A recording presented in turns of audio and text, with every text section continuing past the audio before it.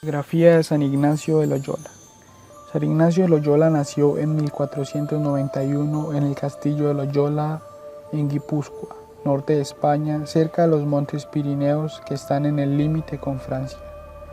Su padre, Bertrand de Loyola, y su madre, Marina Sáenz, de familia muy distinguida, tuvieron 11 hijos, 8 varones y 3 mujeres. El más joven de todos fue San Ignacio. El nombre que le pusieron en el bautismo fue Íñigo. Entró a la carrera militar, pero en 1521, a la edad de 30 años, siendo ya capitán, fue gravemente herido mientras defendía el castillo de Pamplona. Al ser herido su jefe, la guarnición del castillo capituló ante el ejército francés. Los vencedores lo enviaron a su castillo de Loyola a que fuera tratado de su herida. Le hicieron 3 operaciones en la rodilla dolorosísimas y sin anestesia, pero no permitió que nadie lo atase ni que lo sostuviera. Durante las operaciones no prorrumpió ni una queja. Los médicos se admiraban. Para que la pierna operada no le quedara más corta, le amarraron unas pesas al pie y así estuvo por semanas con el pie en lo alto, soportando semejante peso. Sin embargo, quedó cojo para toda la vida. A pesar de esto, Ignacio tuvo durante toda su vida un modo muy elegante y fino para tratar a toda clase de personas. Lo había aprendido de la corte en su niñez. Mientras estaba en la convalecencia, pidió que le llevaran novelas de caballería, llenas de narraciones inventadas e imaginarias. Pero su hermana le dijo que no tenía más libros que la vida de Cristo y el año cristiano, o sea, la historia del santo de cada día. Y le sucedió un caso muy especial. Antes, mientras leía novelas y narraciones inventadas, en el momento sentía satisfacción, pero después quedaba con un sentimiento horrible de tristeza y frustración. En cambio, ahora al leer la vida de Cristo y la vida de los santos, sentía una alegría inmensa que le duraba por días y días. Esto lo fue impresionando profundamente. Mientras leía las historias de los grandes santos, pensaba, ¿y por qué no tratar de imitarlos? Si ellos pudieron llegar a ese grado de espiritualidad, ¿por qué no voy a lograr yo? ¿Por qué no tratar de ser como San Francisco, Santo Domingo? Estos hombres están hechos del mismo barro que yo. ¿Por qué no esforzarme por llegar al grado que ellos alcanzaron? Y después iba a cumplir en él aquello que decía Jesús. Dichosos los que tienen un gran deseo de ser santos, porque su deseo se cumplirá. Y aquella sentencia de los psicólogos, cuidado con lo que deseas porque lo conseguirás. Mientras se proponían seriamente convertirse, una noche se le apareció Nuestra Señora con su Hijo Santísimo. La visión lo consoló inmensamente. Desde entonces se propuso no dedicarse a servir a gobernantes de la tierra, sino al Rey del cielo.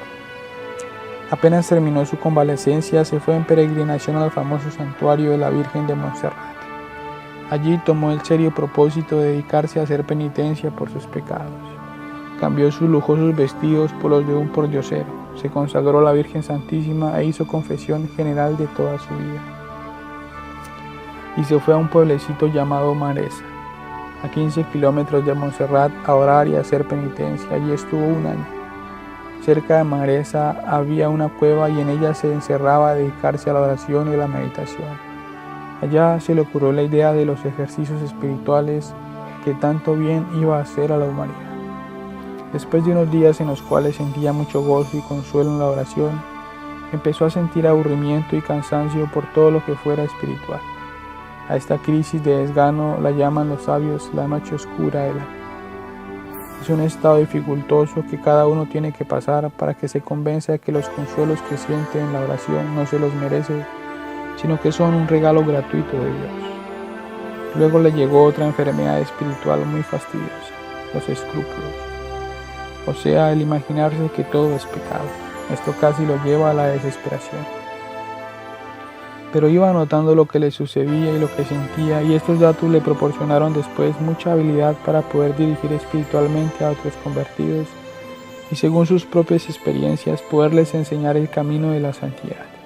Allí, orando en Maresa, adquirió lo que se llama discreción de espíritus, que consiste en saber determinar qué es lo que le sucede a cada alma y cuáles son los consejos que más necesita y saber distinguir lo bueno y lo malo. A un amigo suyo le decía después: en una hora de oración en Maresa aprendí más a dirigir almas que todo lo que hubiera podido aprender asistiendo a universidades. En 1523 se fue en una peregrinación a Jerusalén pidiendo limosna por el camino. Todavía era muy impulsivo y un día casi ataca a espada a uno que hablaba mal de la religión. Por eso le aconsejaron que no se quedara en Tierra Santa, donde había muchos enemigos del catolicismo. Después fue adquiriendo gran bondad y paciencia. A los 33 años empezó como estudiante de un colegio en Barcelona, España. Sus compañeros de estudio eran mucho más jóvenes que él y se burlaban mucho. Él toleraba todo con admirable paciencia. De todo lo que estudiaba tomaba pretexto para elevar su alma a Dios y adorarlo. Después pasó a la Universidad de Alcalá. Vestía pobremente y vivía de limosna. Reunía niños para enseñarles religión. Hacía reuniones de gente sencilla para tratar temas de espiritualidad y convertía a pecadores hablándoles amablemente de lo importante que es salvar el alma. Lo acusaron injustamente ante la autoridad religiosa y estuvo 2 meses en la cárcel. Después lo declararon inocente, pero había gente que lo perseguía. Él consideraba todos estos sufrimientos como un medio que Dios le proporcionaba para que le fuera pagando sus pecados y exclamaba: no hay en la ciudad tantas cárceles ni tantos tormentos como los que yo deseo sufrir por amor a Jesucristo. Se fue a París a estudiar en su famosa Universidad de la Sorbona. Allá formó grupo con 6 compañeros que se han hecho famosos porque con ellos fundó la Compañía de Jesús. Son ellos: Pedro Fabro, Francisco Javier, La Inés, Salieron, Simón Rodríguez y Nicolás Bobadilla. Recibieron el doctorado en aquella universidad y daban muy buen ejemplo a todos. Los 7 hicieron votos o juramentos de ser puros, obedientes y pobres. El día 15 de agosto de 1534, fiesta de la Asunción de la Virgen María, se comprometieron a estar siempre a las órdenes del Sumo Pontífice para que él los emplease en lo que mejor les pareciera para la gloria de Dios. Se fueron a Roma y el Papa Pablo III les recibió muy bien y les dio permiso de ser ordenados sacerdotes. Ignacio, que se había cambiado con este nombre, su nombre antiguo de Íñigo, esperó 1 año desde el día de su ordenación hasta el día de la celebración de su primera misa para prepararse lo mejor posible a celebrarla con todo fervor. San Ignacio se dedicó en Roma a predicar ejercicios y a catequizar al pueblo. Sus compañeros se dedicaron a dictar clases en universidades y colegios y dar conferencias espirituales a toda clase de personas. Se propusieron como principal oficio enseñarle religión a la gente. En 1540 el Papa Pablo III aprobó su comunidad llamada Compañía de Jesús o Jesuitas. Superior general de la nueva comunidad fue San Ignacio hasta la muerte. En Roma pasó todo el resto de su vida. Era tanto el deseo que tenía de salvar almas que exclamaba: estaría dispuesto a perder todo lo que tengo y hasta que se acabara mi comunidad con tal de salvar el alma de un pecador. Fundó casas de su congregación en España y Portugal. Envió a San Francisco Javier a evangelizar el Asia. De los jesuitas que envió a Inglaterra, 22 murieron martirizados por los protestantes. Sus 2 grandes amigos, La Inés y Salmerón, fueron famosos sabios que dirigieron el Concilio de Trento. A San Pedro Canicio lo envió a Alemania y este santo llegó a ser el más célebre catequista de aquel país.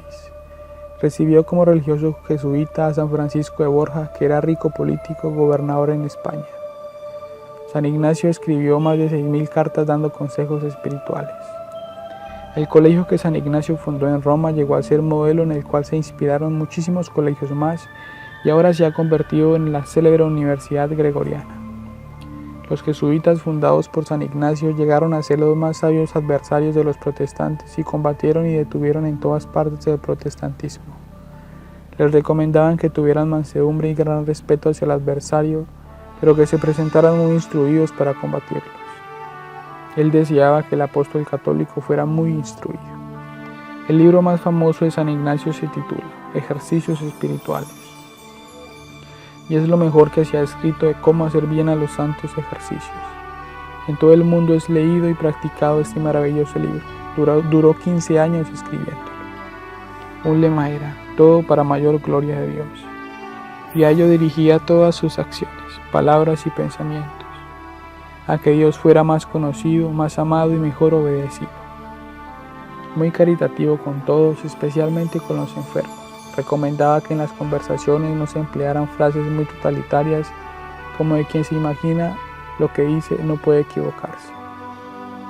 Recomendaba a todos los que estudiaran lo más posible, pero corregía con valentía a los que veía más orgullosos y engreídos por sus estudios, o a los que por dedicarse todo el tiempo a estudiar no dedicaban el tiempo suficiente a rezar o enseñar catecismo. Siempre estaba alegre. En los 15 años en que San Ignacio dirigió la Compañía de Jesús, esta pasó de 7 socios a 1000. A todos y cada uno los trataba de formar muy bien espiritualmente. Como casi cada año se enfermaba y después volvía a obtener la curación, cuando le vieron la última enfermedad nadie se imaginó que se iba a morir y murió súbitamente el 31 de julio de 1556 a los 65 años. En 1622 el Papa lo declaró santo y después Pío XI lo declaró patrono de los ejercicios espirituales en todo el mundo. Su comunidad de jesuitas es la más numerosa en la Iglesia Católica. Los pecadores lo recordaban como un sacerdote extremadamente comprensivo y bondadoso que siempre los recibía bien y los atendía con el mayor esmero. Muchas veces hacía él mismo la penitencia, que no arriesgaba a imponerles a ciertos grandes pecados. Y estos les recomendaba que su mejor penitencia sería siempre el soportar con paciencia y por amor a Dios los sufrimientos de cada día. San Ignacio compuso una oración que es muy conocida en todo el mundo y dice así: Toma, Señor, y recibe toda mi libertad, mi memoria, mi entendimiento y toda mi voluntad. Tú me lo diste, a ti, Señor, te lo devuelvo. Puedes disponer de todo según tu divina voluntad, con que me concedas tu amor y tu gracia, con esto me basta y nada más te quiero pedir. Otra oración muy amada y recomendada por San Ignacio es aquella que la gente piadosa dice después de comulgar: Alma de Cristo, santifícame, etc. Su libro preferido después de la Sagrada Biblia era La Imitación de Cristo. Cada día después del almuerzo, en la visita que hacía al Santísimo Sacramento, leía un capítulo de La Imitación de Cristo. Este precioso librito ha sido el más editado después de la Biblia en todo el mundo. Tiene ya más de 3000 ediciones y abriéndolo donde uno le salga al azar, le dice consejos maravillosamente apropiados para ese momento. San Ignacio, ruégale a Dios por todos los que como tú deseamos extender el reino de Cristo y hacer amar más a nuestro divino Salvador. Biografía de San Ignacio de Loyola.